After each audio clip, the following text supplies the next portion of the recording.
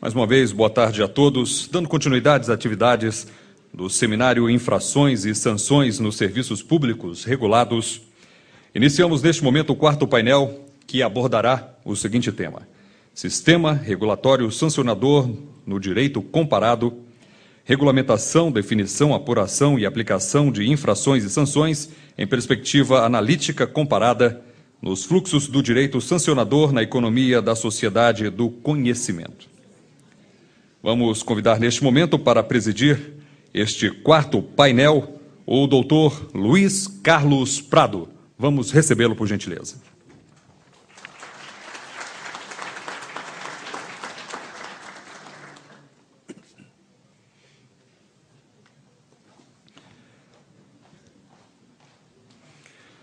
O doutor Luiz Carlos Prado é conselheiro do Conselho Administrativo de Defesa Econômica, PhD pela Universidade de Londres, professor do Instituto de Economia da Universidade Federal do Rio de Janeiro, bacharel em Direito e professor do Instituto Rio Branco. Convidamos também para compor esta mesa os senhores Ricardo Cueva, senhor Marco Faro e ainda o senhor José Luiz Pinhar Manhas.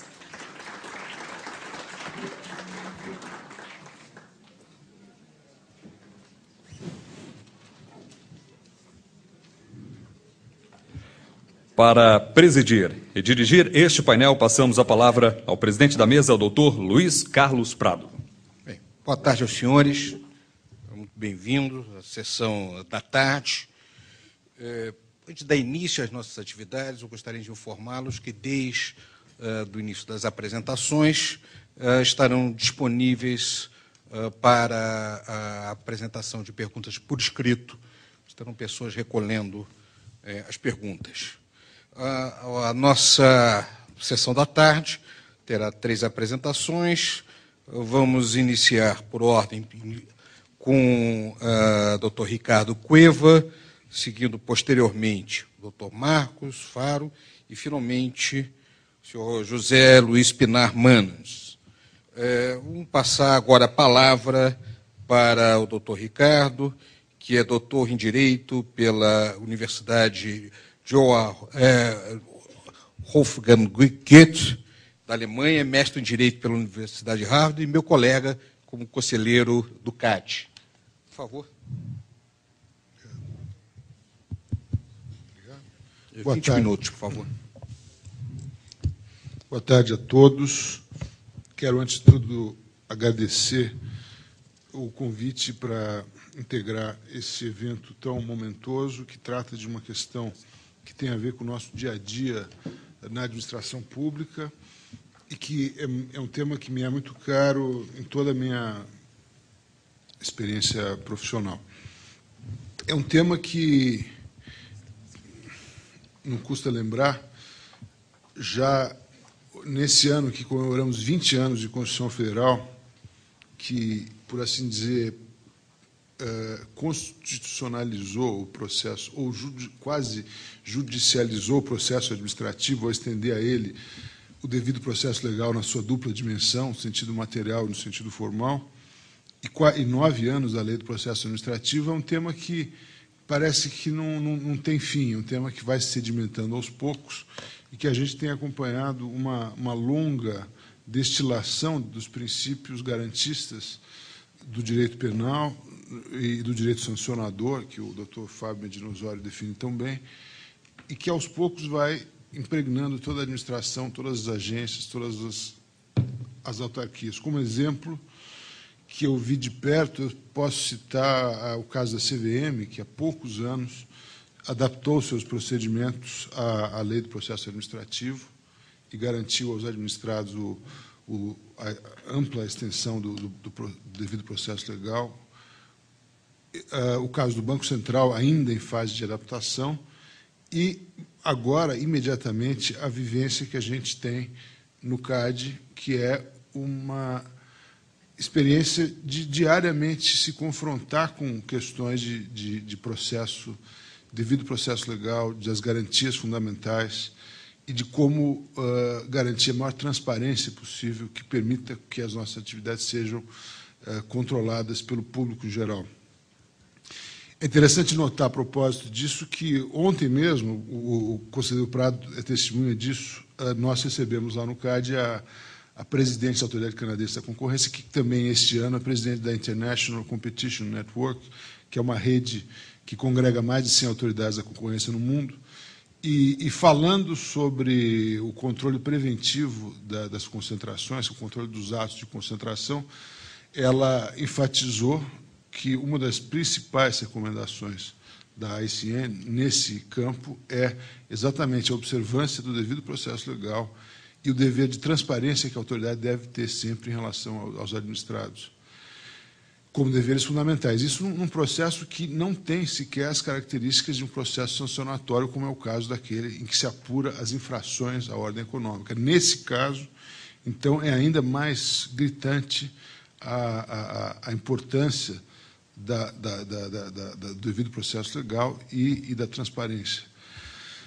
Eu, hoje, atendendo ao convite que foi gentilmente formulado pelo Dr. Fábio, eu fui incumbido de falar sobre direito comparado. Eu queria falar um pouco sobre a experiência americana e como ela se relaciona com a nossa vida no Brasil, mas, antes disso, eu queria fazer algumas qualificações.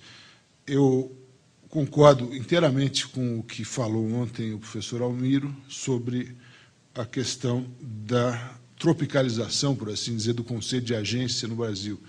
Essa tropicalização, essa adaptação do conceito nunca foi inteiramente completa, nunca foi bem feita. Por quê? Porque não há no Brasil a delegação de poder do Congresso para a administração que há nos Estados Unidos.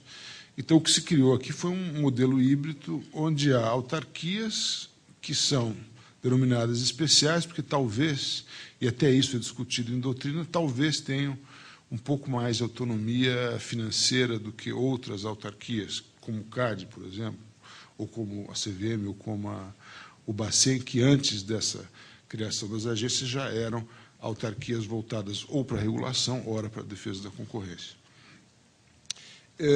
Também queria manifestar inteira concordância com o que disse o professor Diogo ontem sobre a transformação profunda que tem havido no processo administrativo, a tendência à adoção de formas dialógicas e a consensualização. A gente nota isso com muita frequência, não só nas agências regulatórias, mediante a adoção de TACs, ou de termos de compromisso de cessação, como tem acontecido no CAD e na CVM, mas em várias outras formas que têm sido empregadas no direito administrativo brasileiro. Um outro ponto de concordância também é quanto à questão do princípio da legalidade, que é interpretado hoje não mais como uma legalidade estrita, mas a legalidade em sentido amplo. As agências, a administração, o Estado são vinculados não apenas à lei, mas à lei e ao direito, ou seja, aquele bloco de legalidade que inclui princípios e valores da Constituição, que incumbe ao Estado zelar e fazer com que sejam cumpridas de maneira imediata. E, por último, também não posso deixar de manifestar inteira concordância com os ensinamentos do professor Fábio Medina Osório. Quer dizer, o campo sancionador, por mais que se reconheça uma certa flexibilidade, um certo informalismo do processo administrativo, ele, com a extensão na Constituição do devido processo legal ao processo administrativo, é inescapável que nós tenhamos que nos atentar para a observância do princípio da legalidade, ou seja, infrações e sanções devem ser definidas em lei, não há alternativa a isso. A alternativa é a barbárie, como bem acentuou o professor Fábio. O princípio da tipicidade atenuada, ainda que se queira atribuir à administração, em especial às agências regulatórias, um campo maior para definição, baseado em conceitos indeterminados e nomes em branco, que já existem, aliás, como também foi acentuado ontem no direito penal, em profusão, não se pode admitir que haja normas sancionatórias sem definição de um tipo. Há que haver uma definição semântica mínima do que é punível e do que pode ou não ser alcançado pela norma.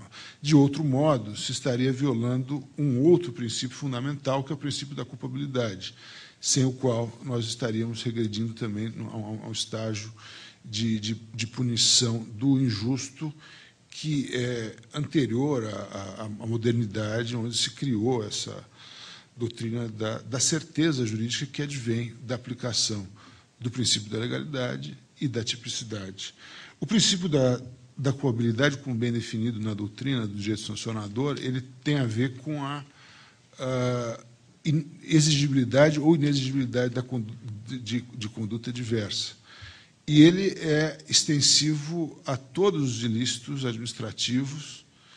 E eu gostaria de lembrar aqui um exemplo, até mesmo quando a lei expressamente fala em responsabilidade objetiva, que é o caso do artigo 20 da Lei 8884, que trata das infrações à ordem econômica, e é uma questão que foi decidida em sede de liminar, em ADIM, há muitos anos, acho que desde 94, pelo ministro Veloso, como sendo possível, em tese, a responsabilidade objetiva, até mesmo diante dessa decisão do Supremo, uma decisão ainda não definitiva, a doutrina tem entendido que a culpabilidade sempre é de rigor, que não há responsabilidade objetiva, que, no máximo, o que se pode fazer é uma inversão parcial do ônus da prova. A administração prova a autoria e a materialidade de um ilícito, mas não deve provar a culpabilidade. Mas abre-se ao acusado, ao administrado, o espaço para, em sua defesa, trazer todas aquelas questões que poderiam eximi-lo de responsabilidade, como aquelas excludentes de ilicitude e outras questões que poderiam ser e devem ser usadas na articulação da defesa do acusado. Um outro ponto essencial também, que foi trazido pela lei do processo administrativo, é a questão da coerência no decidir. É fundamental que a administração se paute sempre por um dever básico de coerência e observar os precedentes que vêm sendo adotados por ela própria para tratar situações substancialmente iguais. Ou seja, ela não pode dar um tratamento desigual para uma situação que é basicamente idêntica à outra. Isso, por sua vez, tem a ver com a aplicação do princípio da proporcionalidade, que tem ganhado uma importância extraordinária no campo administrativo, na medida em que, com base na doutrina alemã, se estabelecem aqueles 3 testes: o teste da adequação da medida à finalidade que se pretende atingir, o segundo passo, que é o teste da necessidade da medida, ou o princípio do meio menos gravoso, que é a maneira de ver se aquela sanção ou aquela medida de polícia que se imagina combinar para um comportamento específico poderia ser atingida de um meio menos gravoso, menos ofensivo à liberdade do particular. E, por fim, a questão da proporcionalidade em sentido estrito, que é sopesar a importância do bem jurídico que se tem em mira tutelar ou evitar que seja lesado, com o peso que aquela sanção, aquela medida vai ter no patrimônio ou na vida do administrado. E, por fim, uma questão também que perpassa todas essas observações que a gente tem feito, isso, antes de entrar na experiência americana, é a observação de que, já feita por Bobbio há mais de 20 anos, sobre a transformação no modelo de imputação jurídica. O modelo de imputação jurídica tradicional é simplesmente constata-se uma hipótese de incidência, segue-se a sanção. Com a transformação do Estado, a partir dos anos 60, sobretudo, tem-se um modelo em que a imputação deixa de ser feita nessa sistemática simples de conduta, segue-se a sanção. A imputação passa, a ser feita no modelo também de adequação dos meios a serem empregados pelo Estado e a conduta, ou seja, procura-se criar normas de incentivo para que se evitem certos comportamentos, muito mais do que normas sancionatórias. E também procura-se distinguir, no núcleo da norma proibitiva, qual que é o bem essencialmente tutelado e qual que deva ser necessariamente protegido pela norma ou não. Com isso, transforma-se a maneira de ver um pouco a atuação do Estado. O Estado deixa de ter um dever de punir, mas ele passa a punir sempre que aquilo for estritamente necessário para que se atinjam os fins da lei que foi fixados pelo legislador. Passando, então, ao que seria o próprio objeto da nossa fala, já devo ter avançado bastante no tempo, eu gostaria de focar um pouco na experiência americana, que é muito rica. Afinal de contas, praticamente a regulação moderna foi inventada lá há mais de 100 anos, com as grandes reformas que houve no final do século XIX, e depois, nos anos 30, com o New Deal e as mudanças que aconteceram na regulação.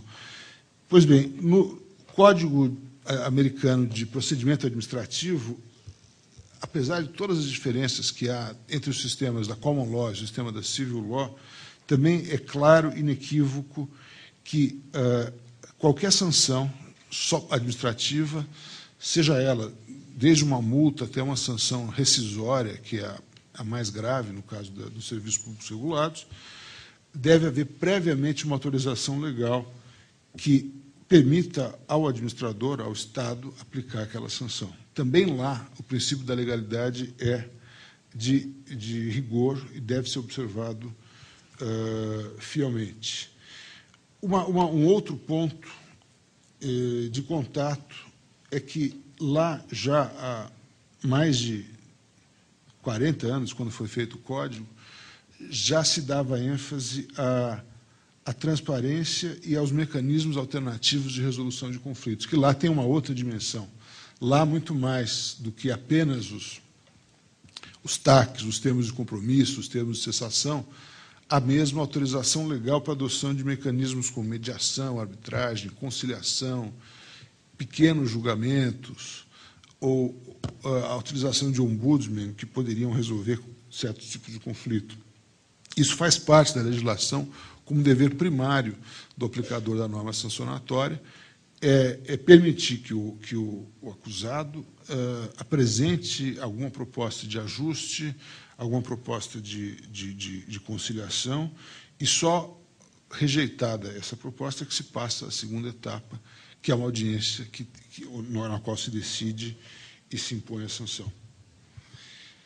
Uma outra característica essencial da prática americana e que tem sido, na nossa experiência do CAD, também de extrema valia, isso a gente pode ver pelos elogios unânimes de participantes dessa seara do CAD, tanto aqui como lá fora, é a questão da transparência.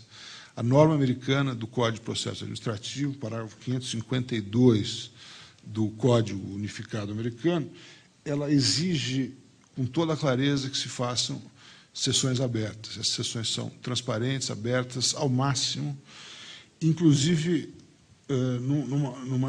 isso tem repercussão numa outra regra, que é uma regra que no Brasil é vista até com alguma estranheza e nunca foi aplicada, que é o chamado na doutrina americana de ex parte communication, que é uma regra que proíbe que os julgadores ou os administradores encarregados de decidir uma determinada matéria tenham contato com uma parte isoladamente, ou seja, eles têm que encontrar as partes envolvidas sempre em conjunto, isso também se aplica no judiciário americano, e até mesmo, o que é criticado pela doutrina americana, a proibição de que eles se reúnam com o próprio staff encarregado de análise daquela matéria, com maneira de evitar um julgamento, um pré-julgamento que possa afetar diversamente a vida, o patrimônio, os interesses do administrado.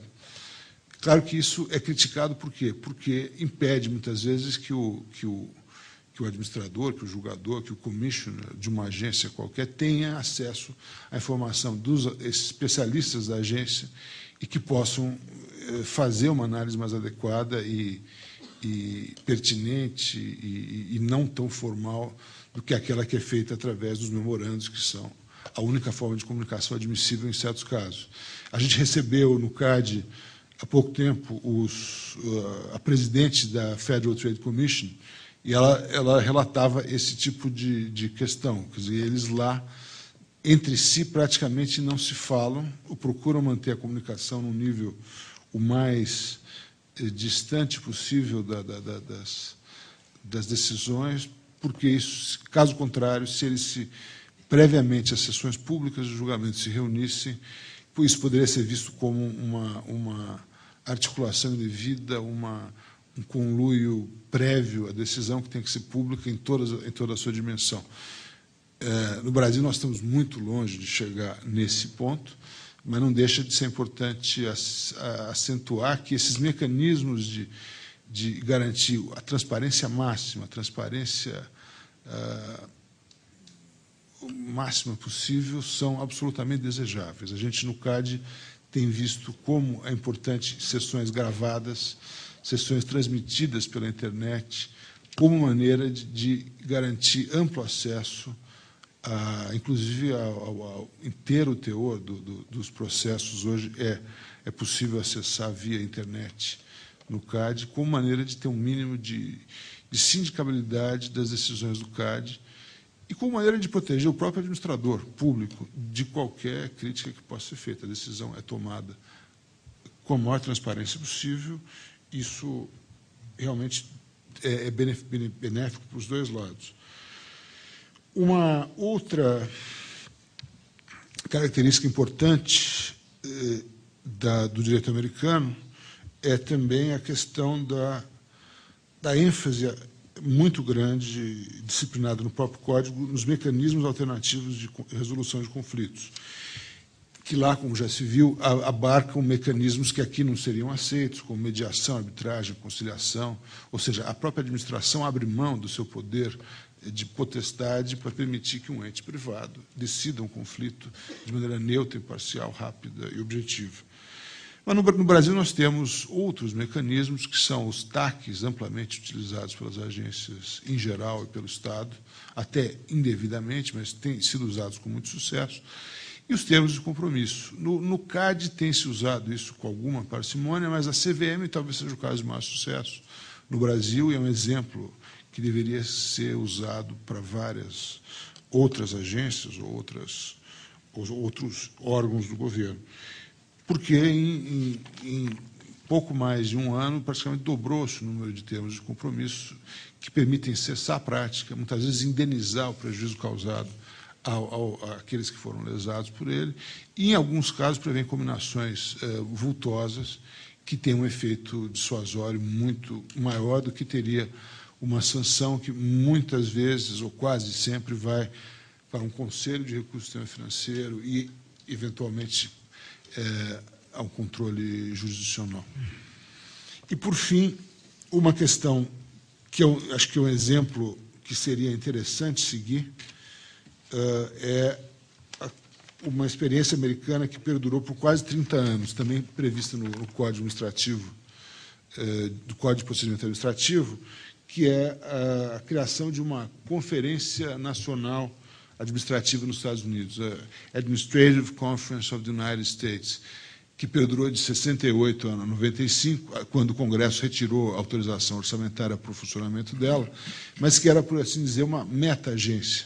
Havia um chefe encarregado dessa conferência, que era o único remunerado, todos os outros eram integrantes das agências, que também contavam em seu conselho com especialistas em direito processual e direito administrativo, e essa meta-agência, por assim dizer, ao longo dos seus 30 anos de existência, ela gerou mais de 200 recomendações, que foram quase todas incorporadas na legislação, com maneira de garantir o interesse do particular e de melhorar, aprimorar a eficiência do processo administrativo. É claro que no Brasil isso seria dificilmente implementável como tal, mas nós já temos aqui, graças à nossa conformação do Estado, uma instituição que poderia perfeitamente desempenhar esse papel e, de alguma forma, já desempenha, que é a Advocacia Geral da União.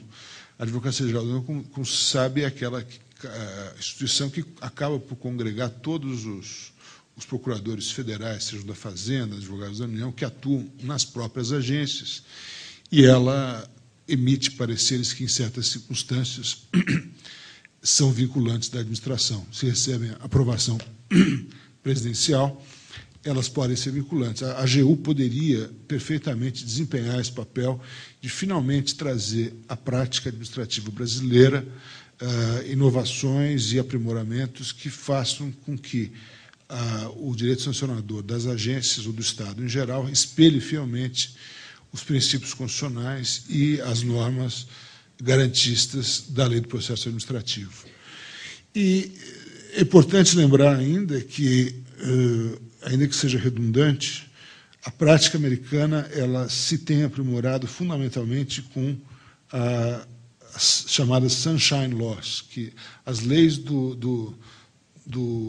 luz do sol. A luz do sol, como se sabe, é o melhor desinfetante, ela que evita que haja problemas de conflito de interesse, de julgamentos mal explicados, de falta de motivação. Sempre que há a luz do sol, a transparência, se atinge um resultado melhor para a administração e para o administrado.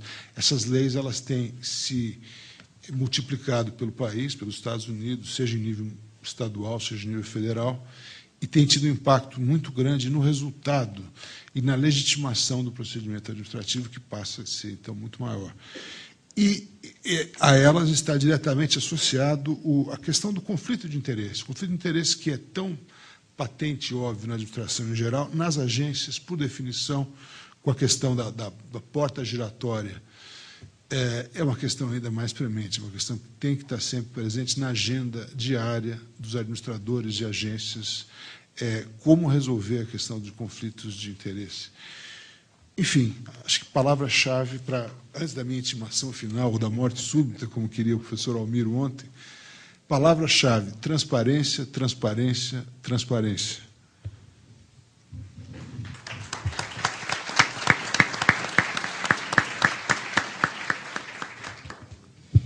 Muito obrigado, doutor Ricardo Cueva, os pontos levantados. Vamos passar agora a palavra ao doutor Marcos Fário de Castro, que é diretor e professor adjunto da Faculdade de Direito da Universidade de Brasília, doutor em Direito pela Harvard University e mestre em Direito pela mesma instituição. Também terá 20 minutos para a sua apresentação.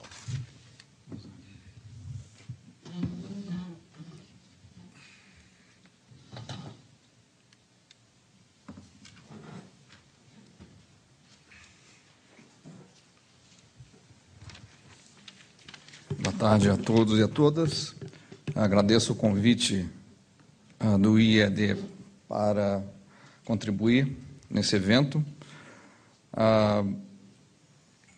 O que eu vou dizer aqui hoje está relacionado com algumas ideias e reflexões que fazem parte, tem circulado no grupo de pesquisa que tem o nome Direito, Economia e Sociedade, lá da Faculdade de Direito da UNB, que eu coordeno.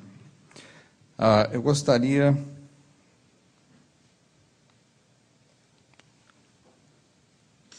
Sim, então eu gostaria de tomar como ponto de partida algumas considerações de Douglass North, um economista que é prêmio Nobel, foi prêmio Nobel em 93, no seu mais recente livro, se não me engano, e ele se refere ao fato de que o mundo contemporâneo é marcado pela alta improbabilidade de repetição do presente e do passado no futuro. E para ilustrar essa sua tese, ele se vale de alguns dados colhidos na literatura. e apresento esse gráfico que, na minha opinião, é bem impressionante, que é sobre um gráfico que ilustra o crescimento da população, da Terra e os avanços tecnológicos. Então, temos assim, o auge de Roma no ano 1, nós vemos o eixo Y seria milhões de habitantes, né? Auge de Roma, nós vemos que a população quase não aumenta, né, até ali, né, até o ano 1. Temos a Revolução Científica no século XVII, a Revolução Industrial em seguida, o automóvel, a penicilina, descoberta da penicilina, descoberta do DNA, a energia nuclear, microcomputadores, projeto Genoma Humano. E, evidentemente, o crescimento da população é exponencial, espetacular. Como será que isso aconteceu? Como entender o aceleramento do processo de mudança do mundo e da realidade na qual nós estamos imersos? Essa é uma pergunta de extrema relevância. Essas mudanças nos permitem distinguir entre o que pode ser chamado de realidade tradicional e realidade epistêmica, que resulta da produção de tecnologia, geração de tecnologia que constrói a realidade, modificando aquela ordem da realidade que foi recebida do passado tradicional. Aí também duas ilustrações de elementos que pertencem a essas duas realidades distintas, com as quais nós convivemos hoje, entendendo que, evidentemente, a realidade tradicional, a tendência é que ela desapareça, e nós permaneçamos circundados pela realidade epistêmica apenas.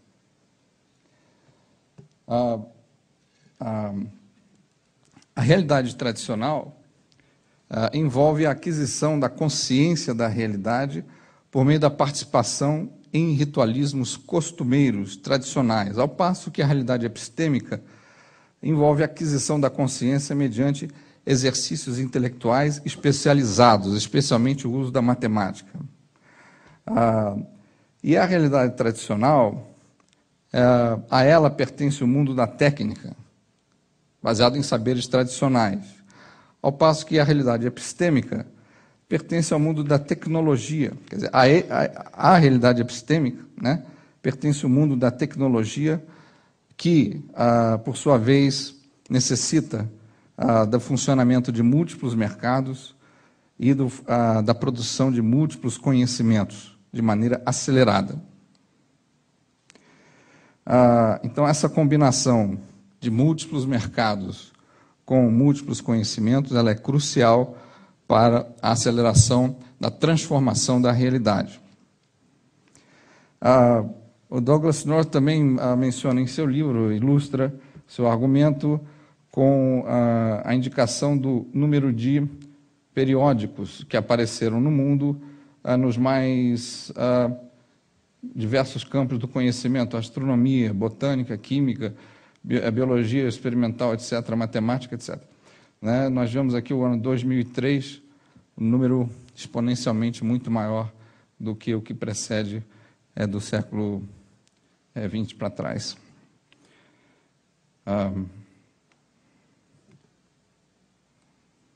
Também, então, conhecimentos e o dinamismo econômico. Esse gráfico ilustra o crescimento, a variação do PIB per capita no mundo, né, do ano 1000 até o ano de 1998, sendo a coluna mais escura a dos países desenvolvidos e a coluna menos escura a dos países em desenvolvimento. Então, a combinação de conhecimento e dinamismo econômico é crucial para a mudança da realidade. E de onde virá essa multiplicação de conhecimentos, essa combinação da multiplicação de conhecimentos com o dinamismo econômico? O que os economistas da escola do Douglas North argumentam é que essas transformações, essa combinação vem de transformações institucionais, o que significa, evidentemente, transformações que ocorreram no período do século XVII em diante, sobretudo. E as transformações institucionais, evidentemente, implicam em transformações do direito.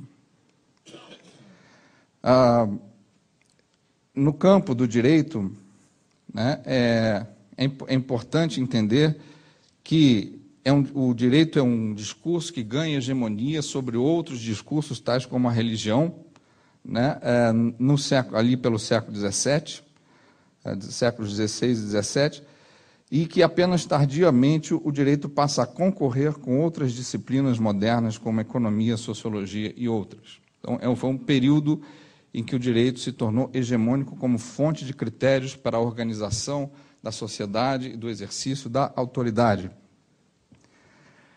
Pensando nessas transformações, nós podemos visualizar umas 4 importantes fases. A do liberalismo clássico, surgido logo após as revoluções liberais, a do liberalismo tardio, as instituições do segundo pós-guerra e uma transição para o século XXI. Essas transformações institucionais podem ser visualizadas em três campos: o campo do governo e do Estado, a esfera da sociedade e a esfera da participação política. O liberalismo clássico foi caracterizado pela separação de poderes, com supremacia do parlamento, a sociedade pela sua organização com base na ideia de direitos individuais, e aí estavam evidentemente excluídos porque ainda não havia a concepção de direitos sociais, né? Essencialmente aqui seriam propriedade e contrato, liberdade de contratar, e a participação política caracterizada pela limitação do sufrágio com base na distribuição da propriedade. Já no liberalismo tardio, na esfera do governo e do Estado, ocorre o declínio da separação de poderes. Inclusive, vários juristas defenderam a supremacia do executivo perante o legislativo.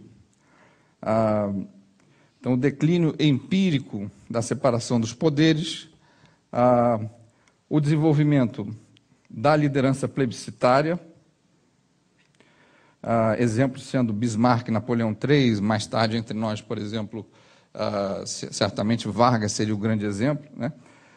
E o desenvolvimento do sistema de freios e contrapesos, que vem substituir a concepção da separação de poderes com supremacia do parlamento. No sistema de freios e contrapesos, não há supremacia do parlamento.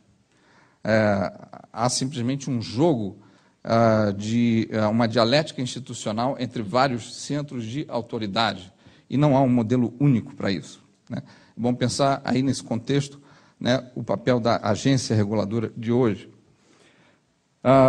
A sociedade, a esfera da sociedade, se caracteriza pela sua organização com base em noções de direitos individuais, mas agora também de direitos sociais. E, evidentemente, há uma contradição flagrante entre o atendimento e a garantia que deve ser dada aos direitos individuais e aquela que deve ser dada aos direitos sociais. Há uma contradição. E no campo da participação política, o movimento é de ampliação do sufrágio e a instauração das condições da criação da chamada democracia de massa. A liderança plebiscitária implicou, evidentemente, num inchamento burocrático do executivo, né, e no surgimento do direito administrativo clássico. O direito administrativo clássico, como nós sabemos, teve uma evolução, né, que passou do poder de polícia, tendo como conceito central o poder de polícia, para aquele de serviço público, elaborado por Duguay, na França. No caso da Inglaterra, isso é importante ressaltar, os juristas insistiam na ausência de um direito administrativo. Só fazer um parêntese para lembrar que essa literatura da escola do Douglass North insiste em que as inovações institucionais ocorreram no mundo anglo-saxão, né, e de lá foram exportadas. Então, voltando ao caso da Common Law, os juristas insistiam em que, na ausência desse direito administrativo à francesa, né, no entanto, na ausência desse direito administrativo, foi construído o que é conhecido como Estado administrativo vitoriano, tendo como uma figura o intelectual, não que tenha liderado, mas que escreveu o código chamado Código Constitucional, que representava o que seria, o que acabou sendo o Estado administrativo vitoriano, que criou várias agências, por assim dizer, como a Poor Law Commission, o Comitê do Privy Council sobre Educação, né, o Board of Health, o Railway Board e outros, né, outras entidades administrativas, e não havia um direito administrativo propriamente dito para que funcionasse. Nós estamos aí no campo da multiplicação dos centros de autoridade, né? Bom, e a contradição entre direitos individuais e direitos sociais foi resolvida, em alguns casos, pela corporativização da economia, né, por meio do aparecimento do direito societário, direito coletivo do trabalho, o direito dos trusts, que, aliás, é uma das grandes contribuições também da tradição inglesa, especificamente da subtradição conhecida como direito da equidade, e que gerou, como todos nós sabemos, o direito antitrust, né, nos Estados Unidos. E, em outros casos, a contradição foi resolvida pela extinção mesmo dos direitos individuais, como aconteceu na Rússia em 1917. No Brasil, uma referência para a corporativização seria a própria Constituição de 1937, né, e a criação, sob o governo Vargas, de várias entidades como o Conselho Nacional do Café, o Instituto do Açúcar e do Álcool, o Instituto Brasileiro de Resseguros, Comissão de Siderurgia, etc. Agora, é preciso também atentar para o seguinte: nesse modelo do liberalismo tardio, ocorre um acréscimo institucional crucial, que é o padrão ouro internacional. É um componente internacional do conjunto das instituições que impulsionam as transformações da realidade. Bom, no segundo pós-guerra, o keynesianismo, o prestígio das ideias de Keynes, legitimam a despesa deficitária anticíclica, ocorre também a nacionalização dos bancos centrais, e se monta um sistema de cooperação cambial formal por meio das instituições de Bretton Woods, especialmente o FMI. Ou seja, essa cooperação cambial passa a substituir o papel do padrão ouro internacional no momento anterior. Então, agora, é preciso entender o seguinte, que a proteção aos direitos individuais e aos direitos sociais passa a depender dessa cooperação internacional orientada para, por um lado, prevenir as crises cambiais, e aí era o papel do FMI, né? E, segundo, promover a redução paulatina das tarifas comerciais, que foi o papel do GATT como entidade coordenadora da política de comércio internacional. Ocorre que, em 1971, como se sabe, Nixon decreta a inconversibilidade do dólar em ouro, o que significa ele violou uma das regras estruturais do sistema de cooperação cambial montado em Bretton Woods. E esse foi, de certo modo, um golpe de morte na cooperação cambial. Então, o conjunto de instituições que havia até então, foi montado depois da Segunda Guerra, tendo na cooperação cambial, por meio do FMI, um componente importante internacional que substitui o papel do padrão ouro agora deixa de existir.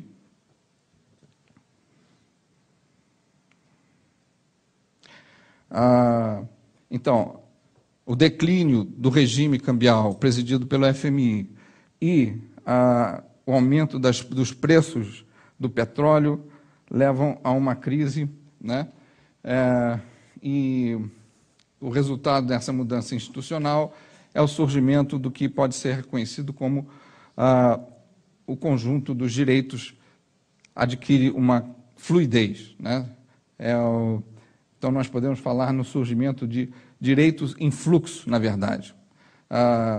E esse surgimento seria uma consequência de, primeiro, uma menor cooperação internacional, com a crise, enfim, da posição americana nos anos 70 e 80 no cenário geopolítico internacional, e segundo, também da ampliação de conteúdos estratégicos em diversas políticas públicas, inclusive, evidentemente, nas políticas comerciais, na montagem do regime da OMC e tudo mais. Então,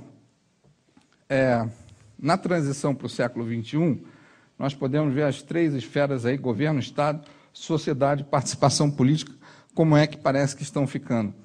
Primeiro, na esfera governo-Estados, governo e Estado, criam-se mecanismos diversificados de freios e contrapesos. Nos diversos Estados, hoje, as democracias, do ponto de vista empírico, não se caracterizam mais pela separação de poderes, e sim pela existência de um sistema, ou nos diversos países, diversos sistemas de freios e contrapesos. Não há mais supremacia do parlamento, que é um componente específico da doutrina da separação de poderes. Segundo, esses mecanismos de freios e contrapesos são parcialmente internacionalizados.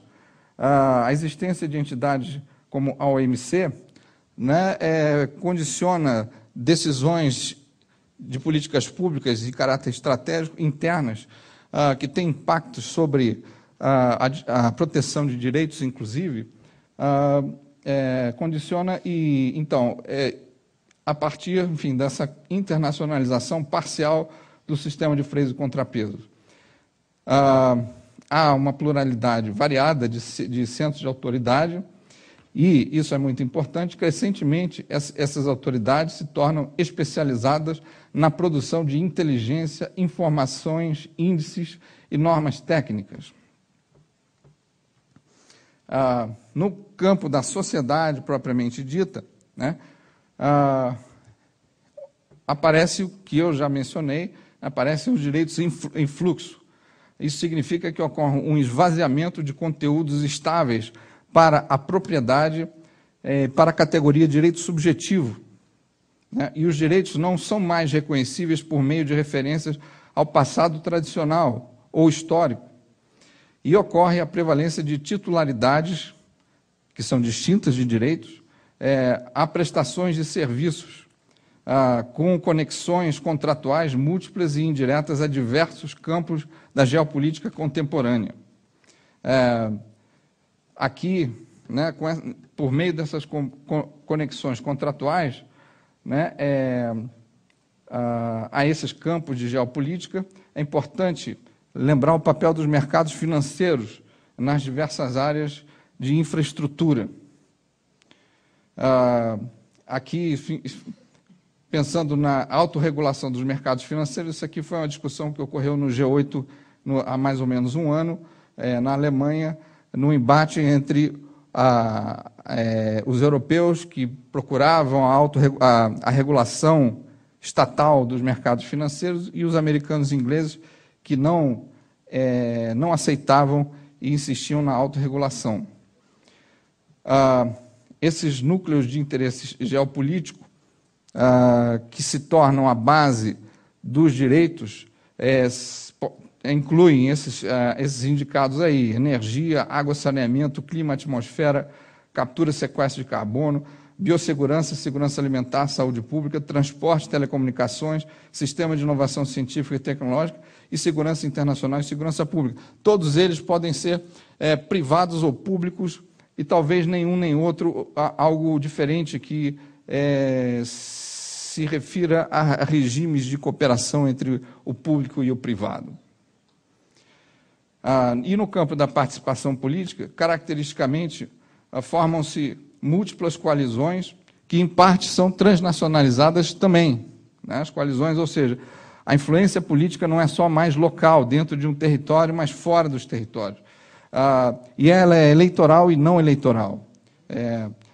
Os grupos de interesse, aparelhados com tecnologia da informação, passam a disputar a prevalência, de um lado, de estratégias de investimento e acumulação, são os grupos empresariais, e os outros grupos que procuram fazer prevalecer as práticas de consumo com significado cultural, religioso ou moral. É o campo mais da sociedade civil, dos movimentos sociais, das ONGs. Evidentemente que, no campo do governo e do Estado, né, quando nós pensamos que os centros de autoridade se tornam crescentemente especializados na produção de inteligência, informações, índices, indicadores de avaliação, né, e normas técnicas, né, nós podemos entender que há uma demanda por um novo direito regulatório que progrida para além dos conceitos de poder de polícia, de poder de serviço público clássico, né, de concessão, porque a implementação das políticas regulatórias é baseada no uso desses índices, né, e da produção de inteligência, de informação, independe de meios coercitivos. E, na verdade, apela mais diretamente à prudência econômica e estratégica e também à capacidade de gerência informacional dos indivíduos, dos grupos e das organizações. Então, o vetor de formação da ordem social deixa de ser a proteção de direitos pré-estabelecidos, como proteção da ordem jurídica, pensado como uma ordem mais ou menos fixa, e passa a ser um conjunto dinâmico de decisões sobre a aplicação do capital com base em informações, índices, indicadores, etc. Né? É um investimento real ou projetado que o direito é chamado a proteger. Então, me parece que, nesse quadro atual, o direito da regulação deve favorecer o equilíbrio entre a economia e a sociedade, né? Que se falhar nessa missão, daí a importância tanto da transparência que o doutor Ricardo mencionou, é preciso que a produção das informações, dos índices, etc., seja divulgado. Esse é o meio, vamos dizer assim, de induzir, o meio talvez mais eficaz de induzir comportamentos na economia do conhecimento, na economia da informação. Né? Uma mensagem final. Essa é uma ilustração de Paris em 1850. Isso que eu acabei de dizer, a intuição de que há uma obsolescência da coação na sociedade contemporânea, foi intuído por Guizot no século XIX, um governante francês. O Guizot percebeu que não eram relevantes os instrumentos coativos para exercer autoridade na França no século XIX. Ele dizia que o Estado, aquele Estado que usa apenas os instrumentos de coerção, abre aspas, morre de fraqueza no meio de suas forças, como Midas no meio de seu ouro. E ele disse que os verdadeiros meios de governo não estão nesses instrumentos coercitivos, instrumentos diretos e visíveis da ação do poder, mas eles residem, sim, no seio da sociedade. Obrigado.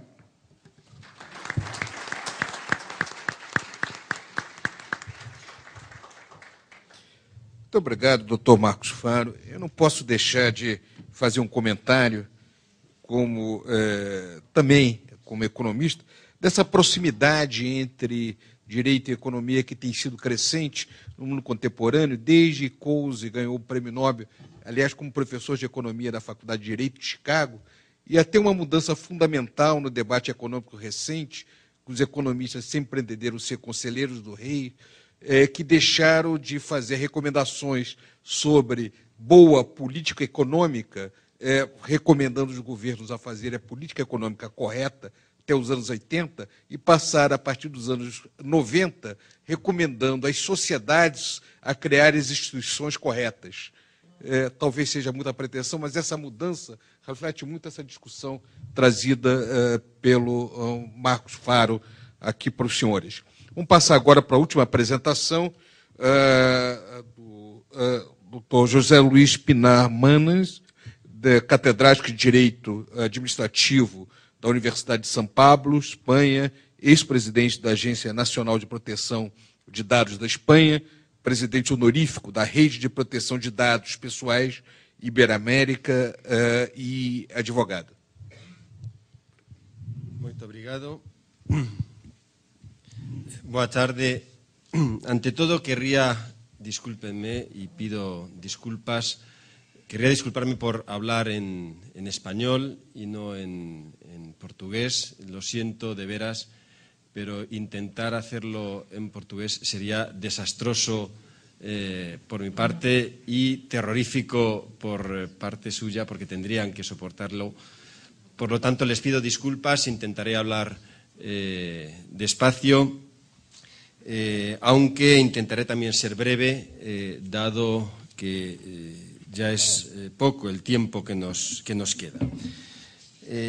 Antes también quería agradecer muy de veras al profesor Diogo, al profesor Fabio Medina por la invitación que me han formulado para estar con todos ustedes, y también al Instituto Internacional de Estudios de Derecho del Estado, del que tengo el honor de formar parte como miembro.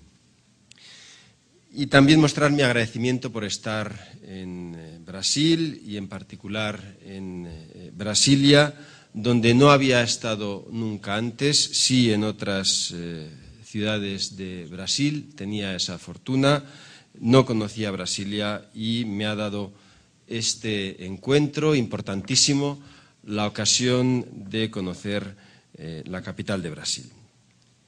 Bien, mi exposición se va a centrar sobre todo en el sistema regulador, sancionador español, y además con especial referencia a las administraciones independientes. Es decir, son dos elementos los que tenemos que tener muy presentes. Por un lado, el derecho sancionador, por otro lado, las administraciones independientes o reguladoras. Estos dos elementos son los que configuran el objeto de nuestras reflexiones en este seminario. Y además también haré al final alguna breve reflexión sobre algunas líneas, y en particular una, del nuevo flujo del derecho sancionador en la economía de la sociedad del conocimiento. Y haré una breve referencia a un fenómeno que creo de extraordinaria importancia, que está empezando a manifestarse con enorme intensidad, que es el de la autorregulación, el de la self-regulation, como creo un elemento esencial en la definición de la disciplina de determinados sectores y, en particular, en lo que ahora nos afecta en el sector de las telecomunicaciones. Muy brevemente, para intentar comprender el porqué del derecho sancionador administrativo. Sigo en esto a el que es mi maestro, el profesor Eduardo García Enterría. Tengo la fortuna también de ser discípulo directo del profesor García de Enterría. Él y el profesor Tomás Ramón Fernández explican cuál es el origen del derecho sancionador. El derecho sancionador surge sobre todo a partir de la codificación, de la aprobación de los derechos penales y sobre todo desde el momento en que, incorporándose o incluyéndose no solo delitos, sino también faltas, es decir, conductas menos graves en los códigos penales, se plantea si tiene o no sentido el que el derecho administrativo, la administración pueda seguir imponiendo sanciones, dado que las posibles conductas ilegales podrían todas ellas reconducirse al Código Penal. Y llaman la atención acerca de, en España en particular, un dictamen del Consejo de Estado de 31 de octubre de 1849, en el que señala que la incorporación de faltas, la inclusión de faltas en el Código Penal en absoluto elimina los poderes represivos. Se refiere a los gobernadores y a los alcaldes en el ámbito de las provincias y en el ámbito de las ciudades, que dice podían ejercer paralelamente a las penas que se imponían por la comisión de faltas, porque, señala el Consejo de Estado, el ejercicio de la autoridad debe ser libre y desembarazada, invocándose también, además, el principio de separación de poderes.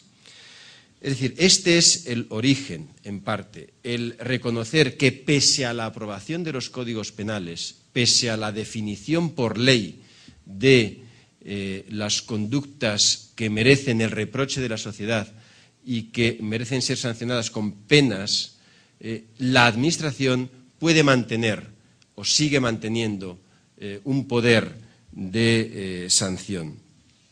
Y en el origen se consideraba que estas eran potestades discrecionales.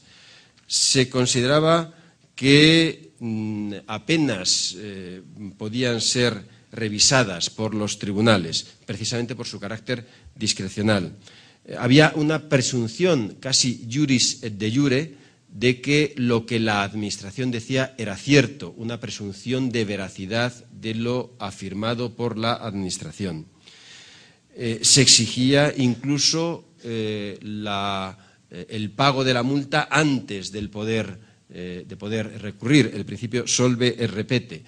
Se admitía la reformatio impeius y además, y este es un punto en el que quiero centrar mi reflexión, se permitía que simples reglamentos pudiesen atribuir la potestad sancionadora y pudiesen tipificar infracciones y sanciones. Y quiero centrar muy bien el debate porque estamos hablando de un momento, siglo XIX, en el que se plantea la separación de poderes y, por tanto, entonces se admitía que la propia Administración se auto-otorgase potestades y que la propia Administración pudiese definir infracciones y sanciones. Esta situación, evidentemente, hoy ha cambiado de un modo radical. Se han ido quedando por el camino reglas, principios, paradigmas que hoy están absolutamente superados. Y en lo que a España se refiere, en particular, el artículo 25 de la Constitución de 1978 establece que nadie puede ser condenado o sancionado por acciones u omisiones que en el momento de producirse no constituyan delito, falta o infracción administrativa según la legislación vigente en aquel momento. Un punto esencial quiero remarcar de inmediato y es el siguiente. Estamos hablando no de un simple principio, por muy importante que sea, el de legalidad, el principio de legalidad, de la tipificación de infracciones y sanciones y de la atribución de potestad sancionadora, sino de un verdadero derecho fundamental. No es un principio de actuación, es un derecho fundamental. Todos los ciudadanos tenemos derecho a que sea la ley, y precisamente la ley, y solo la ley, la que atribuya la potestad sancionadora y la que tipifique infracciones y sanciones. No es un principio de actuación. Y esto implica, por ejemplo, que la violación de este derecho pueda ser defendida ante los tribunales.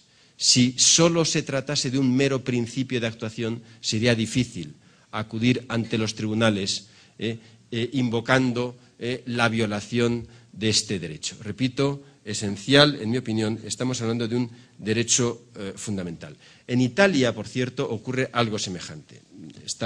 Tenía la fortuna también, la ocasión de estar en Italia, en Florencia la semana pasada, y comentando, dado que iba a venir a Brasilia, a este congreso, comentando el tema me confirmaban lo que ya yo de alguna manera conocía o sabía, y es que en efecto el artículo 25 de la Constitución italiana también reconoce el principio de legalidad, también reconoce un derecho, y además se invoca en Italia el artículo 23 de la Constitución, según el cual ninguna prestación personal o patrimonial puede ser impuesta si no es con base en una ley. Por tanto, primer concepto, primer elemento, el derecho sancionador, la potestad sancionadora, como potestad que hoy debe ser atribuida por ley, debe ser ejercida en base a lo que la ley establezca y además solo en la medida en que la ley sea la que tipifique las infracciones y las sanciones. El otro elemento que debemos tomar en consideración es el de las administraciones independientes o autoridades independientes o entidades reguladoras. Como es de sobra conocido, tales entidades, administraciones, tienen su origen en Estados Unidos, son entidades de supervisión, control, garantía de la libre competencia, son entidades no solo de supervisión, sino también de regulación, que suelen moverse, no todas, pero suelen moverse casi todas, en el ámbito de la actividad económica. Y digo no todas porque, por ejemplo, la Agencia de Protección de Datos, las entidades que garantizan el derecho a la protección de datos, no son entidades reguladoras de una actividad económica, sino son precisamente entidades tuteladoras que tutelan un derecho fundamental, cual es el de la protección de datos o intimidad. ¿Cuál es la razón de ser? También la conocemos. La razón de ser de estas entidades deriva de la necesidad de sustraer del ámbito del juego político decisiones que deben ser adoptadas en base a otros criterios. Criterios técnicos, criterios objetivos, que deben ser adoptados con absoluta independencia, con transparencia, sin dejarse influir por los cambios políticos que puedan tener lugar y que podrían afectar a los sectores implicados. Deben de ser, además, entidades dotadas de independencia. Independencia en el sentido, repito, de que deben actuar al margen de criterios políticos. Incluso en Europa alguna de estas tiene relevancia constitucional europea. Y me refiero una vez más, y perdonen por mi deformación profesional, a las agencias de protección de datos. El artículo 8 de la Carta Europea de Derechos Fundamentales reconoce expresamente, exige expresamente, que en todos los Estados miembros deba existir una autoridad independiente que tutele el derecho a la protección de datos de carácter personal. Bien, así como el origen del derecho sancionador solo nos sirve para comprender cuál no es la situación en la actualidad, dada la evolución que él mismo ha experimentado durante todo el siglo XX y lo que llamamos del XXI, así como parte del XIX, sí que nos es muy importante conocer el porqué de las agencias reguladoras, porque es reciente su creación y las líneas esenciales siguen siendo hoy las que deben ser tenidas en cuenta. Es decir, sí que hoy tenemos que seguir considerando a las entidades independientes, a las administraciones independientes como entidades reguladoras de tutela, de supervisión, de control. Pero esto no tiene por qué implicar que sean también entidades o que puedan ser entidades que puedan tipificar infracciones y sanciones, sin perjuicio de que sí que deben tener la posibilidad de ejercer potestades sancionadoras cuando ello sea necesario para las funciones de control y supervisión que deben desarrollar. Bien, así las cosas,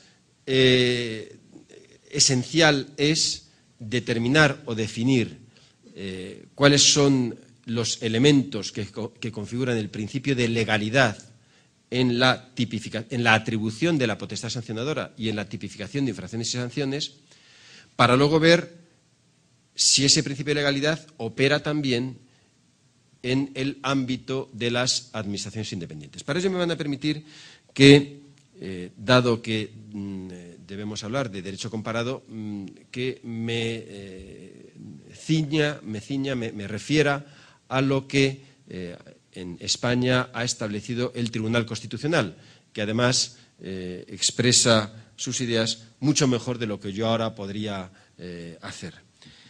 El Tribunal Constitucional, en numerosas sentencias, en numerosas sentencias, ya desde finales de los años 80, en los 90 y también de los últimos años, incluso muy recientemente, en alguna de noviembre del 2007, ha analizado con rigor, con seriedad y con profundidad qué debe entenderse por principio de legalidad en el ámbito del derecho sancionador. Por ejemplo, en una sentencia del 2004 hace referencia a una doble garantía, material y formal, del derecho sancionador administrativo. Hay una garantía de orden material, que dice el tribunal es de alcance absoluto, en el sentido de que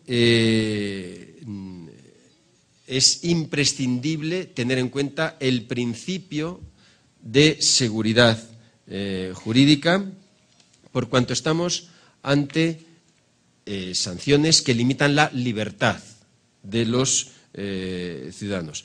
Y, en consecuencia, esta garantía material se traduce, dice el tribunal, en la imperiosa exigencia de predeterminación normativa de las conductas ilícitas y de las sanciones correspondientes. Junto a esta garantía material hay una garantía formal, que se refiere al rango necesario para la tipificación de las conductas y sanciones. Sobre todo, teniendo en cuenta de que la Constitución habla de una expresión que es legislación y no ley. Bueno, pues el Tribunal Constitucional considera que esa expresión legislación debe debe interpretarse como sinónimo de ley. Es decir, la tipificación de infracciones y sanciones debe hacerse por ley. Ahora bien, es verdad, reconoce el tribunal, que en el ámbito sancionador administrativo esta reserva de ley no puede ser tan rigurosa como lo es en el ámbito penal. Y ello por razones, dice el tribunal, que atañen al modelo constitucional de distribución de potestades públicas, al carácter insuprimible de la potestad reglamentaria en determinadas materias o incluso a exigencias de prudencia y de oportunidad.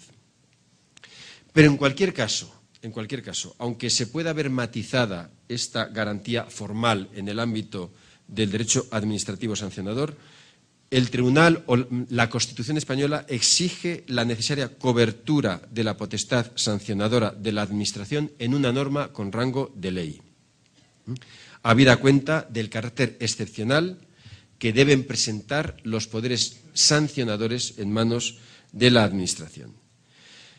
La reserva de ley tiene una eficacia relativa o limitada, por cuanto pueden llevar a cabo remisiones a normas reglamentarias, pero sin que en ningún caso esas remisiones hagan posible una regulación independiente y no claramente subordinada a la ley, de forma que, a partir de la Constitución Española de 1978, es imposible tipificar nuevas infracciones o introducir nuevas sanciones si no es en base a lo que disponga una ley, es decir, en base a normas con rango de ley. Se admite, en cualquier caso, como digo, la colaboración del reglamento, pero colaboración del reglamento que está sometida a reglas rigurosas.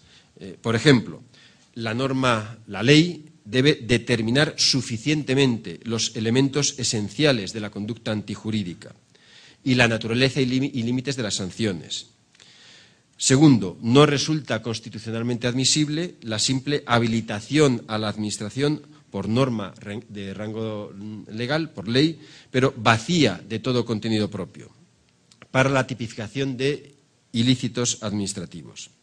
Tercero, la Constitución prohíbe la remisión a un reglamento que haga posible una regulación independiente y no claramente subordinada a la ley. Es decir, no puede el legislador, y luego veremos rápidamente un ejemplo de lo que ahora estoy diciendo, no puede el legislador sin más remitirse in totum a lo que en un reglamento se establezca a la hora de definir infracciones y sanciones, a la hora de tipificar infracciones y sanciones. La reserva de ley no queda en absoluto respetada, cumplida, por eso de que la propia ley se remita sin más a un reglamento. Sí que, sin embargo, y por el contrario, resulta admisible una norma reglamentaria que se limite, sin innovar las infracciones y sanciones en vigor, a aplicar estas a una materia singularizada, incluida en el ámbito genérico del sistema ya preestablecido por la ley. Por tanto, principio de legalidad que impediría que reglamentos independientes tipificasen infracciones y sanciones o que reglamentos independientes atribuyesen la potestad sancionadora a una administración. Pero hay un tema también sumamente importante y es el de las llamadas relaciones de especial sujeción, que tiene muy directa relación con las administraciones independientes, por cuanto las administraciones independientes se mueven en el ámbito de sectores muy bien definidos, dentro de los cuales se podría hablar de relaciones de especial sujeción. Como todos sabemos, las relaciones de especial sujeción son aquellas que se plantean entre la administración y no el conjunto de los ciudadanos sin más, sino entre la administración y un conjunto de sujetos caracterizados por unas notas específicas, diferenciadoras. Por ejemplo, relación de especial sujeción existe entre la administración y los presos, los internos en una cárcel, entre la administración y los empleados públicos, entre la administración y quienes están sujetos a la disciplina de los colegios profesionales y también entre la administración y los concesionarios. Son sujetos que por las características específicas que les definen no mantienen con la administración una relación genérica como la del resto de los ciudadanos o personas físicas o jurídicas, sino específica. Y se ha siempre considerado que en el ámbito de las relaciones de especial sujeción sí que cabrían matizaciones más intensas en cuanto a la definición de infracciones y sanciones y en cuanto a la atribución de potestad disciplinaria. Por ejemplo, que los colegios profesionales puedan tipificar en ciertos casos infracciones o sanciones respecto de sus miembros, podría de alguna manera ser admisible. Pero aún aquí también tiene que haber presencia de la ley. Y el Tribunal Constitucional ha también tenido ocasión de analizar en más de una ocasión qué es lo que ocurre con el derecho sancionador dentro del ámbito de estas relaciones de especial sujeción. Y lo que el Tribunal Constitucional dice claramente, que en estas relaciones de especial sujeción el principio de legalidad también se impone en su totalidad. El principio de legalidad también se impone en su totalidad. Puede que haya ciertos derechos modulables, pero no el derecho al principio de legalidad que deriva del artículo 25.1 de la Constitución. Y en caso de que se pudiese admitir una cierta modulación de esos derechos, esta modulación debería derivar directamente o bien de la Constitución o bien de una norma con rango de ley con todas las garantías. Por ejemplo, de la Constitución deriva, en España, el hecho de que quienes están cumpliendo condena de privación de libertad estén sujetos a una relación de especial sujeción, porque, por lógica, y además la Constitución así lo dice, tienen que verse sometidos a una privación de sus derechos, siempre con respeto absoluto a su dignidad y a los derechos que no sea necesario malograr derivado o como consecuencia de la pena que deban cumplir. También se puede encontrar una consideración en relación con el personal de las administraciones públicas, los empleados públicos.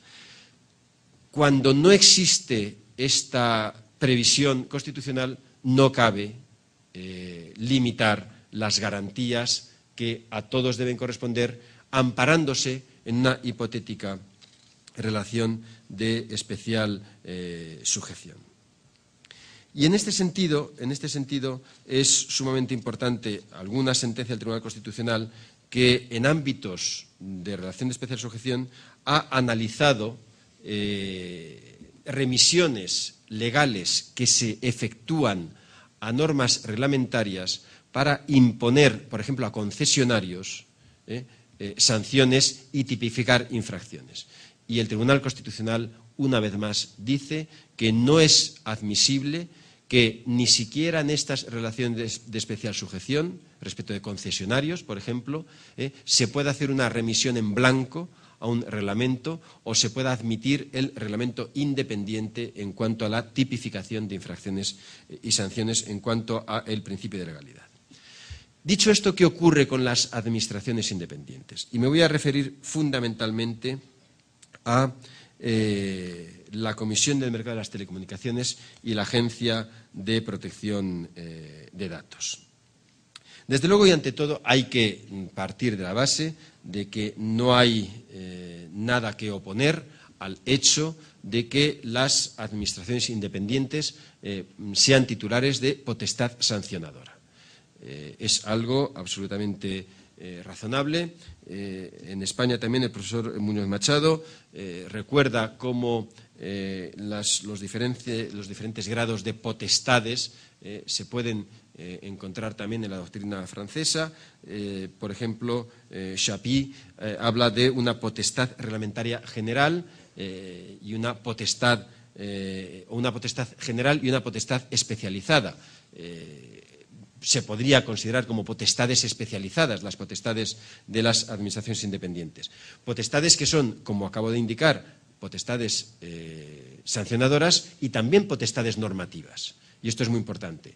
Nada hay que objetar al hecho de reconocer una potestad normativa de las administraciones independientes con una legitimación indirecta derivada de la ley y no directamente de la Constitución.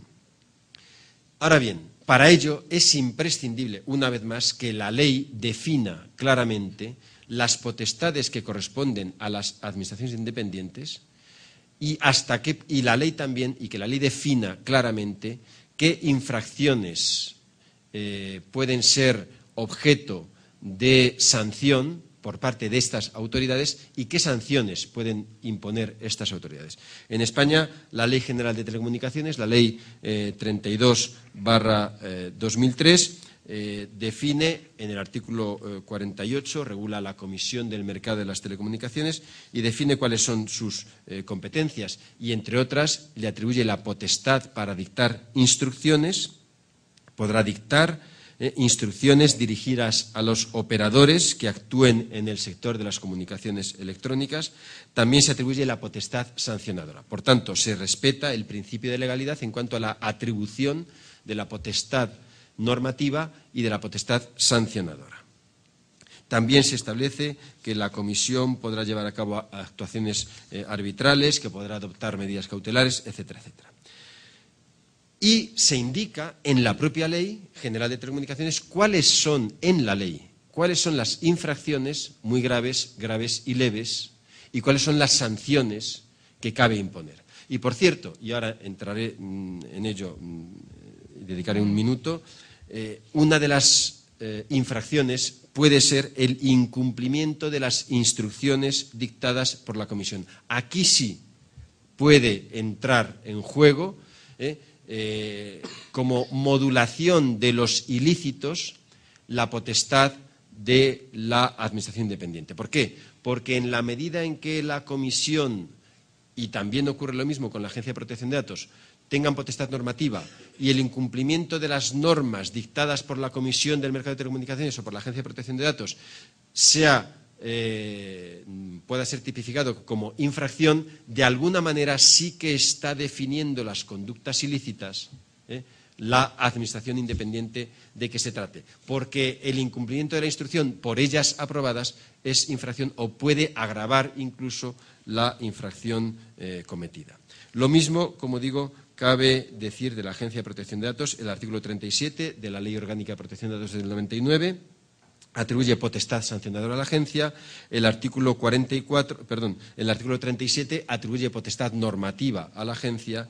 El artículo 44 regula las infracciones y sanciones y, entre otras, la infracción consistente en incumplir disposiciones reglamentarias. Bien, nada voy a decir, dado lo avanzado de la hora ya, en relación con el procedimiento sancionador.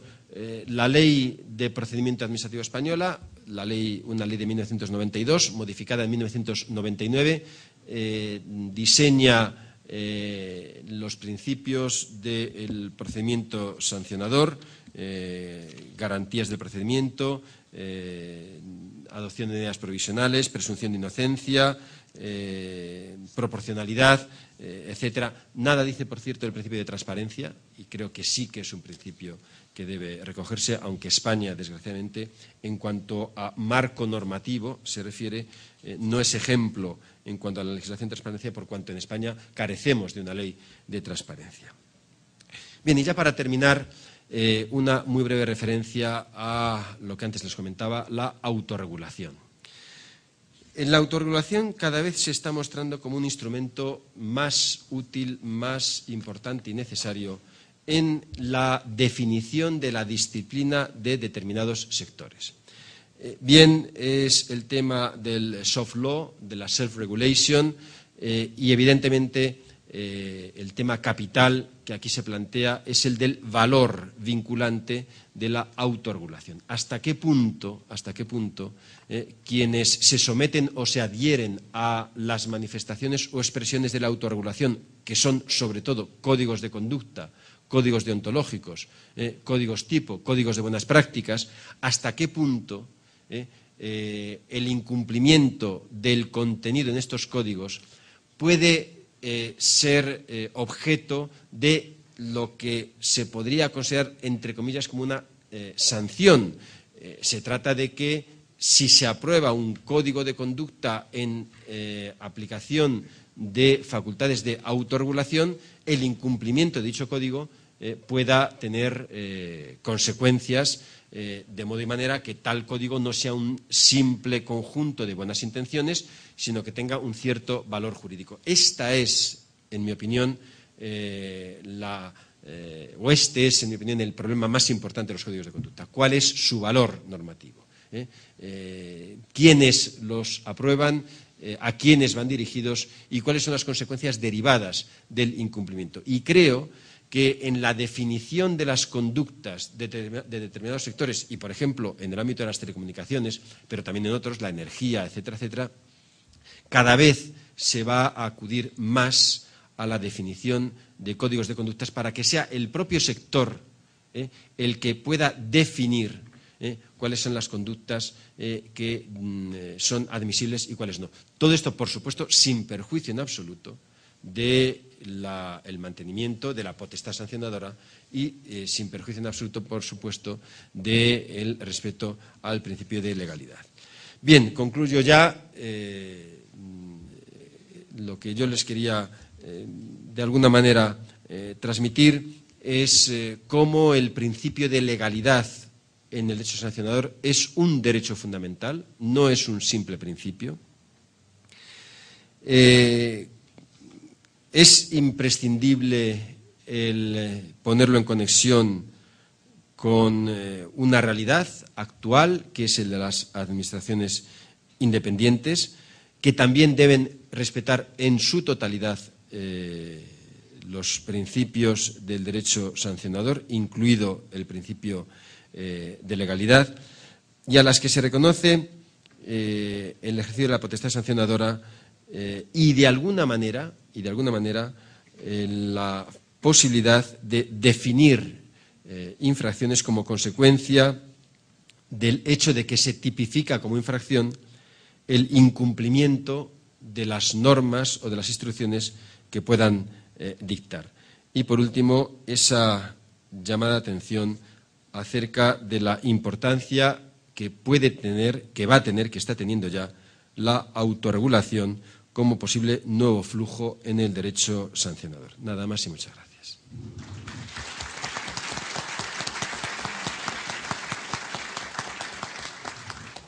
Muito obrigado, doutor José Luiz Pinar, pela sua instigante apresentação. Nós temos agora um tempo muito curto para algumas questões. Eu vou permitir duas questões por apresentador, mas bastante curtas. Para o Cueva já tem uma questão que eu vou ler. Que papel deverá ter a agência reguladora nos processos extrajudiciais de reparação a consumidores? Poderá, por exemplo, estabelecer procedimentos, prazos, formas, etc., intervir no entendimento entre as partes para a mesuração da indenização, tarifar danos, por exemplo, e fixar importâncias a serem seguradas como garantia de responsabilidade civil? Bem, essa é a questão que foi dada. Se alguém quiser fazer alguma questão curta, no plenário também está aberto. Não? Então é só essa. Aliás, eu vou usar meu privilégio de estar aqui presidindo a mim, eu vou fazer a questão também.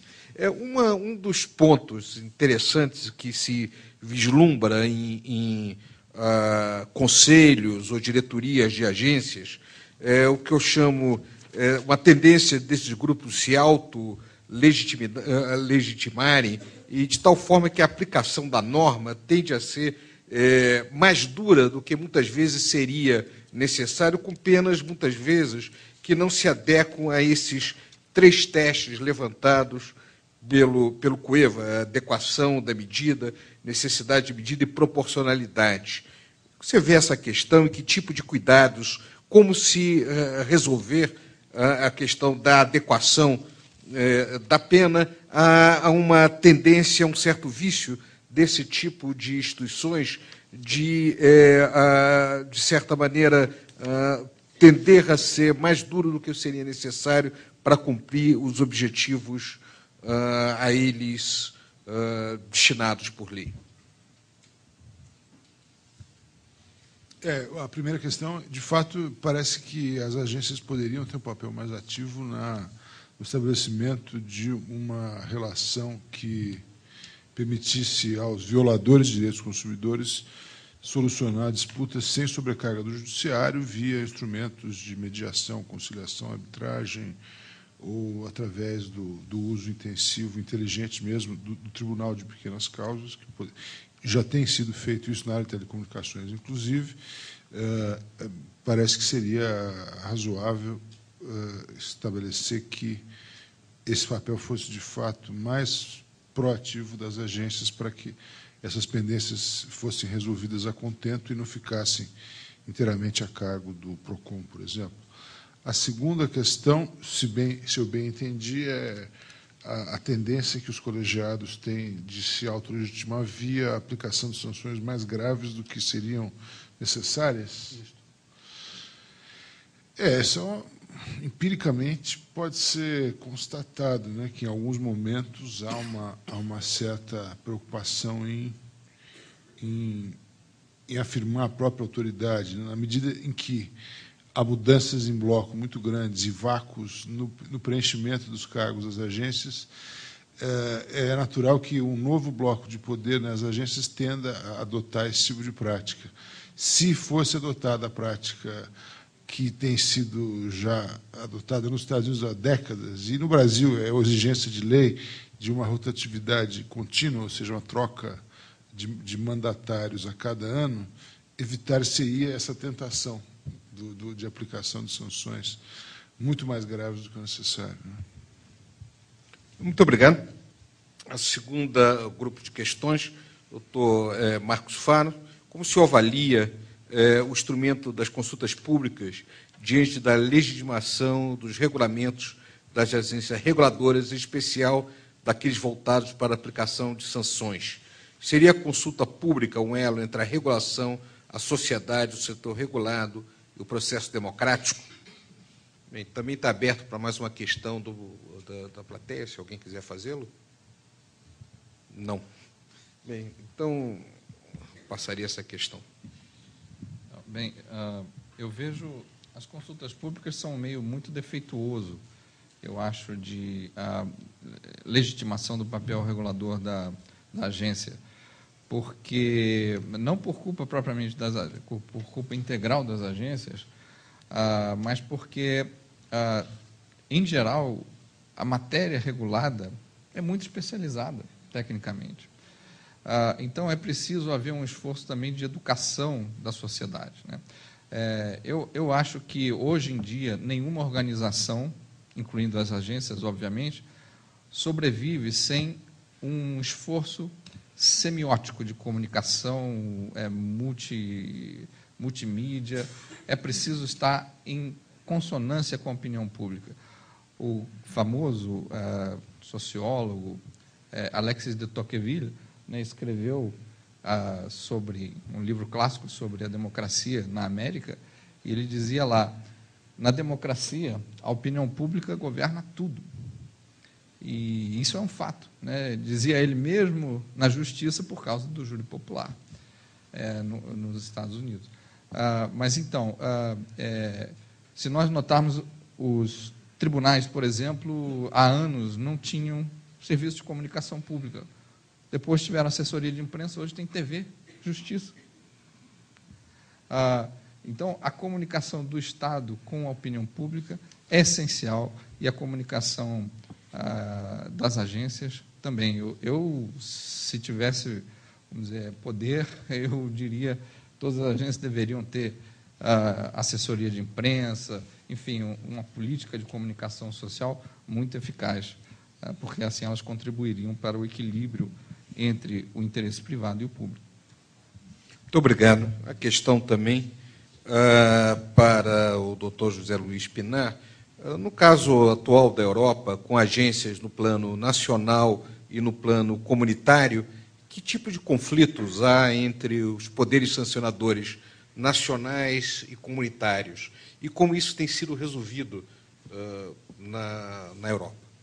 Se houver alguma outra questão também, tem uma questão. Por favor, o microfone.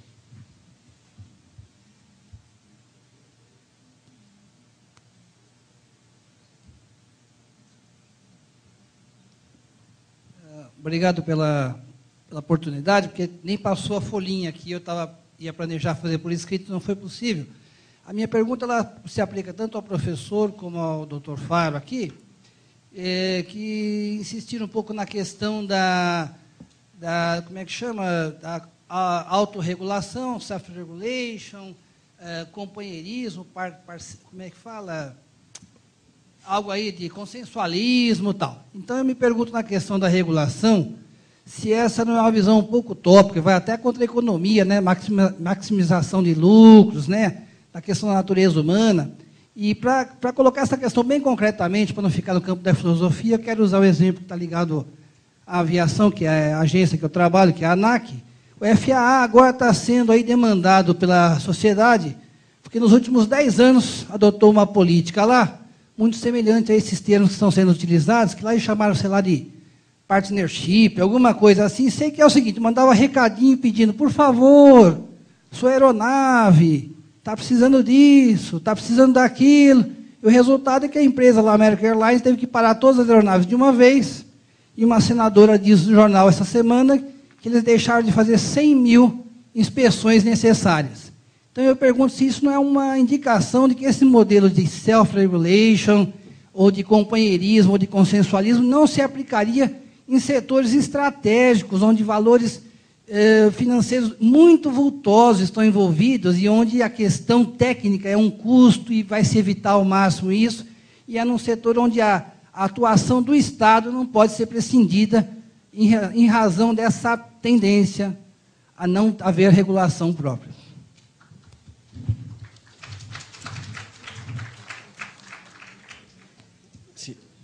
Contesto a la pregunta sobre Europa primero y ya aprovecho y hago alguna referencia a la autorregulación.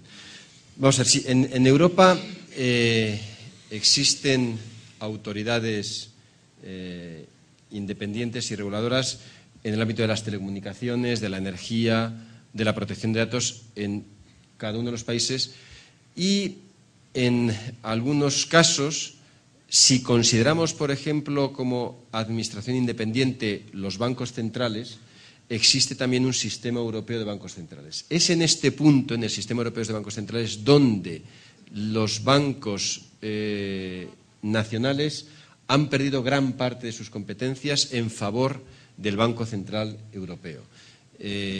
¿Por qué? Porque se ha configurado el sistema europeo de bancos centrales, de modo que incluso la potestad se ha transferido al Banco Central Europeo. Pero es un ejemplo que no se puede trasladar al resto de las autoridades de control o de supervisión. Lo que ocurre es que debe haber una muy estrecha colaboración entre todas las autoridades de control, porque en muchas ocasiones, en sectores, por ejemplo, como el de telecomunicaciones o protección de datos, las posibles infracciones van más allá de las fronteras de un país.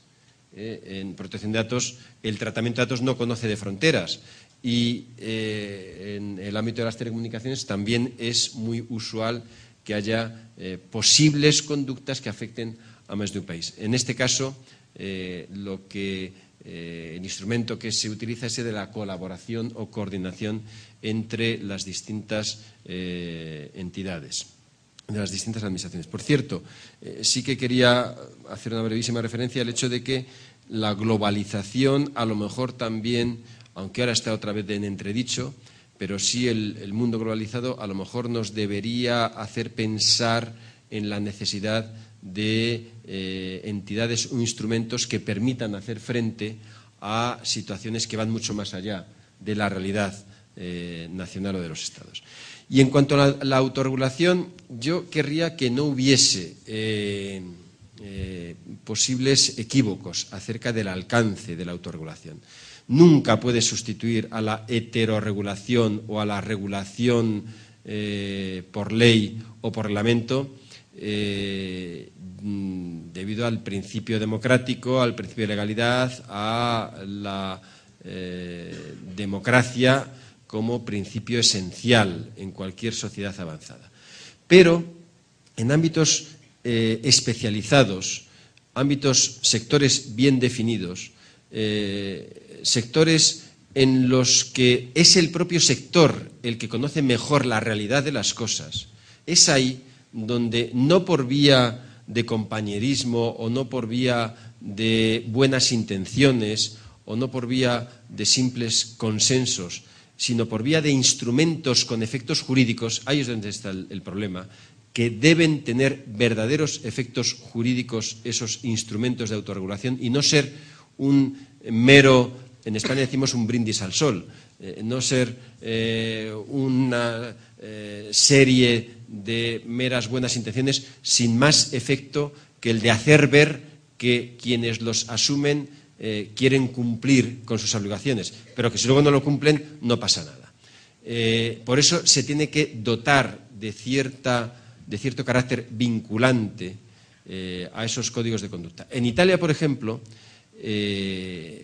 la ley, el texto único de protección de datos, lleva como anexos publicados en la Gaceta Oficial, en el Boletín Oficial, los códigos de conducta de tratamientos de datos personales en determinados sectores.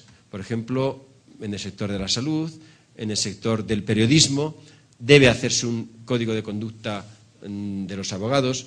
En España, en materia de protección de datos, los códigos de conducta deben ser aprobados por la agencia, por la entidad reguladora, deben ser publicados. No se trata, por tanto, de simples buenas prácticas que se inventa una empresa para hacer ver que trata muy bien a los consumidores, sino instrumentos que desde el conocimiento profundo de la realidad y con efectos jurídicos por su incumplimiento puedan complementar la regulación derivada de la ley o derivada del reglamento y, por supuesto, en ningún caso ser contraria a la ley y al reglamento, que no podrían ser nunca, sino complementar. Y dejar también en manos, en parte, del propio sector la definición de las consecuencias jurídicas derivadas del incumplimiento, que pueden ser incluso multas u otras, dado que estamos hablando de un instrumento al que voluntariamente se adhieren los sujetos y que, por tanto, voluntariamente aceptan las reglas del juego. Muito obrigado a todos os palestrantes. Nós vamos encerrar essa sessão. Vou pedir aos senhores retornar em 15 minutos, está na programação 30 minutos, mas nós estamos meia hora atrasados, para a última sessão, intitulada o Estudo Reformation Impeios nos recursos administrativos perante as agências reguladoras, onde presidirá a mesa o professor Nelson Neri. Muito obrigado.